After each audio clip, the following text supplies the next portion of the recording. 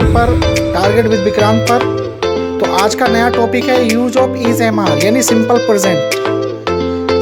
तो अधिकतर स्टूडेंट्स में कन्फ्यूज़न बड़ा रहता है कि सिंपल प्रेजेंट क्या होता है और प्रेजेंट लिमिट क्या होता है। वो दोनों को एक समझते हैं, लेकिन दोनों में बड़ा डिफरेंस है। चलिए समझ लेते हैं। तो जिन वाक्यों में, हिंदी के वाक्यों में अगर है, हो, हूँ आदि शब्द आता है तो हम उसे सिंपल प्रेजेंट कहते हैं। सिंपल प्रेजेंट की खास बात यह है कि इसमें कोई वर्ब नहीं होती, यानी क्रिया नहीं होती है।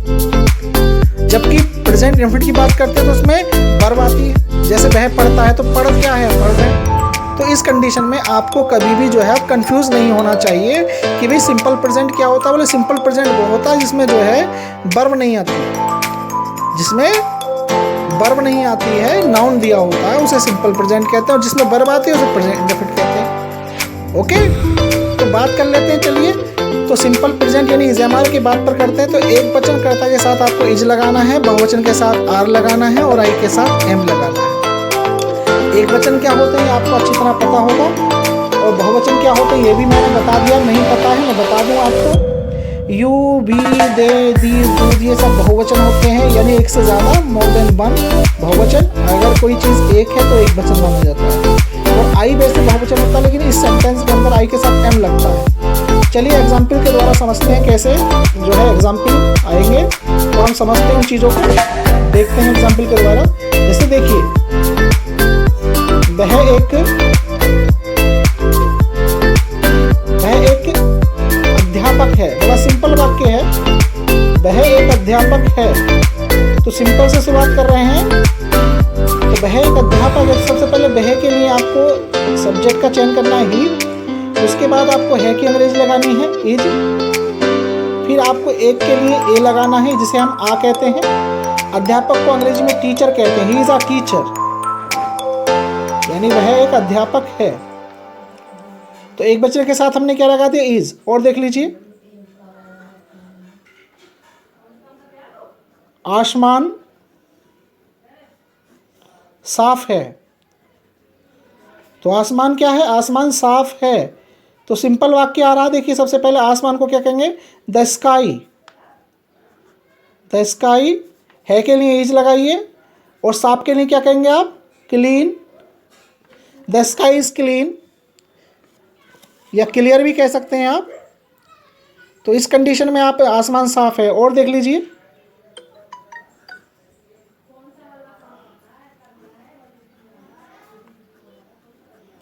तुम मेरे मित्र हो, तो तुम मेरे मित्र हो मतलब तुम मेरे दोस्त हो, सखा हो।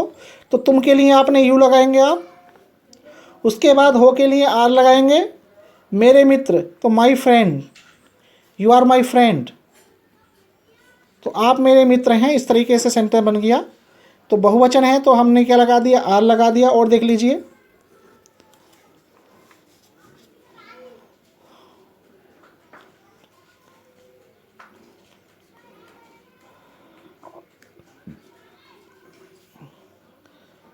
मैं एक ईमानदार व्यक्ति हूँ, तो मैं एक ईमानदार व्यक्ति हूँ। सबसे पहले मैं के लिए आपको सब्जेक्ट लगाना है तो आई, और जैसा आपको बताया गया कि है हूँ की अंग्रेजी आई के साथ क्या लगानी है आपको, एम, आई एम। फिर आपको लगाना है एक की अंग्रेजी एन। चूँकि ऑनेस्ट जो शब्द है वो आपका बोबिल की साउंड यहाँ पर आ रही है, हालांकि एच से शुरू हुआ है लेकिन आवाज़ बोबिल की है। तो आई एम एन ऑनेस्ट, और मैन का मतलब होता है व्यक्ति यानी person. I am an honest man, मैं एक ईमानदार व्यक्ति हूँ। तो इस तरीके से ये सेंटेंस आपने अफर्मेटिव में बना सकते हैं, एक नहीं बहुत सारे। जैसे मान लीजिए चाय गर्म है, टी इज़ हॉट, मौसम गर्म है, वेदर इज़ हॉट। ठीक है, तो आपको मैंने इट का प्रयोग आपको बता दिया है। इट का प्रयोग मौसम के लिए, जैसे आज बहुत गर्मी है, it is hot, it is hot, it is hot very much today, it is hot very much today, आज बहुत ज़्यादा गर्मी है। तो इट इज़ टू हॉट से ही बन सकता है, it is too hot, it is too hot today. तो ऐसे बन जाएगा, लेकिन इट लगेगा इस तरह के वाक्य में। फिर आपको ध्यान रखना है कि एक वचन के साथ आपको है के लिए इज लगाना है, बहुवचन के साथ आर लगाना, आई के साथ एम लगाना है। इस तरीके से आप इनके अफर्मेटिव सेंटेंस बन गए। अब इनका निगेटिव में करना क्या है, आपको सिर्फ इतना सा काम करना है, यदि नहीं शब्द आता है तो आपको उस नहीं के लिए नोट लगाना है। कहाँ लगाना है, इज एम आर के बाद। तो सिंपली आपको एग्जाम्पल के थ्रू समझा देता हूँ मैं कि आपको कुछ नहीं करना है, केवल इज एम आर के बाद नोट लगा दीजिए। जैसे देख लीजिए, वह एक खिलाड़ी नहीं है, यानी वह एक खिलाड़ी नहीं है। तो सबसे पहले वह के लिए ही, है के लिए इज, और फिर नहीं के लिए नॉट। बाकी सारी चीज़ें वही हैं। अ खिलाड़ी के लिए प्लेयर, तो he is not a player, यानी वह एक खिलाड़ी नहीं है, he is not a player. Next और देख लीजिए,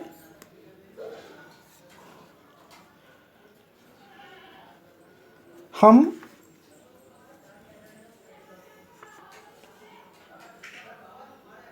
सब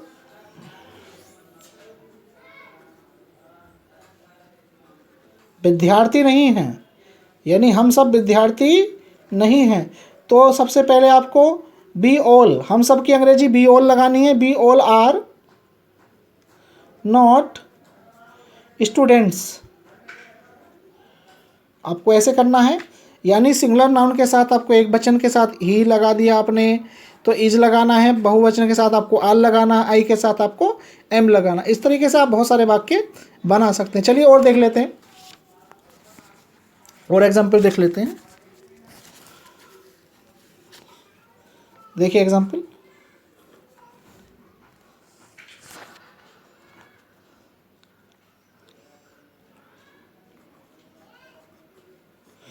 तुम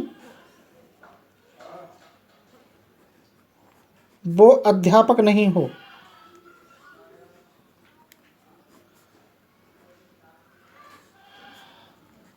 नहीं हो तो तुम वो अध्यापक नहीं हो। तो सबसे पहले तुम के लिए आपको लगाना यू आर नॉट, तो वो अध्यापक मतलब वह अध्यापक। You are not that teacher, you are not that teacher, यानी आप वो अध्यापक नहीं हैं। होम आई लाइक, जिसे मैं पसंद करता हूँ। You are not that teacher whom I like. तो आप इस तरीके से निगेटिव में इसके यूज़ कर सकते हैं। ठीक है, और देख लीजिए, मैं अब मुरादाबाद में नहीं हूँ। मुरादाबाद में नहीं हूँ, मैं अब मुरादाबाद में नहीं हूँ। तो आपको लिए करना क्या है, सिर्फ आपको आई, उसके बाद में नहीं, I am not in Moradabad, in Moradabad now, यानी अब मैं मुरादाबाद में नहीं हूँ। इस तरीके से आपका सेंटेंस बन जाएगा।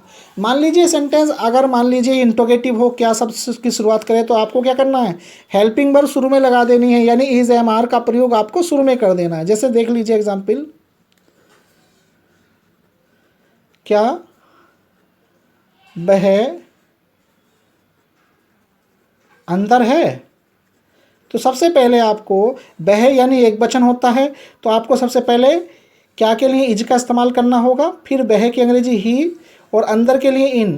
तो आपको बोलना है अंग्रेजी में इज ही इन, क्या वह अंदर है। यदि महिला है तो इज सी इन, यदि कोई पुरुष है तो इज ही इन, क्या वह अंदर है। ऐसे। नेक्स्ट, क्या तुम पागल हो, क्या तुम पागल हो। तो आपको ऐसे बोलना है, are you mad, are you idiot, are you fool. तो आपको ऐसे बोलना है, are you mad, are you idiot, are you fool, क्या आप पागल हैं। और देख लीजिए, क्या हम आपके रिश्तेदार हैं, क्या हम आपके रिश्तेदार हैं। तो आपको क्या करना है, सबसे पहले आर, उसके बाद में हम के लिए be, are be your relatives.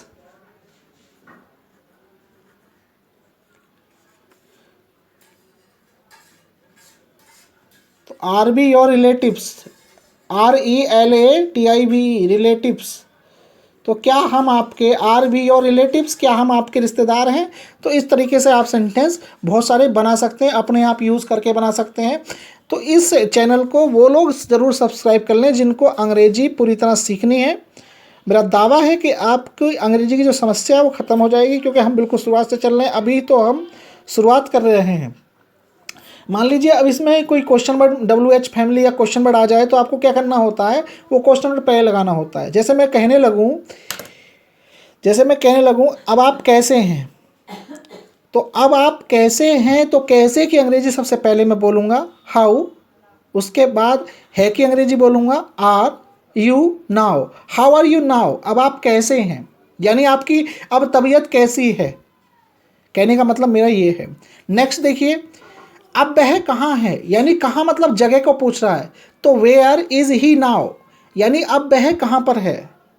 Next, आप इतने उदास क्यों हो, why are you so sad, आप इतने उदास क्यों हो। तो इस तरीके से आप बहुत सारे वाक्य बना सकते हैं, ठीक है। तो अगर ये वीडियो आपको अच्छा लगता है तो इस पर आप प्रैक्टिस करें बहुत ज़्यादा। बनाने के बाद अगर किसी कोई समस्या है तो मेरा व्हाट्सअप नंबर है 9411826963। तो जिनको मेरी ऑनलाइन क्लास ज्वाइन करनी है तो कृपया करके जो है मेरे व्हाट्सअप को भी, वो व्हाट्सअप नंबर पे भी ज्वाइन हो सकता है। तो कृपया करके ज़्यादा से ज़्यादा अपना इस वीडियो को शेयर करें, लाइक करें, कमेंट्स करें, और जितना हो सके से ऐसे विद्यार्थी जो बिल्कुल अंग्रेजी से अनजान हैं, जो बिल्कुल अंग्रेजी नहीं जानते, उनके लिए बड़ा आसान और बड़े सरल तरीके से वो अंग्रेजी सीख जाएंगे। ओके, तो subscribe my channel target with Vikrant. Okay, धन्यवाद, थैंक यू।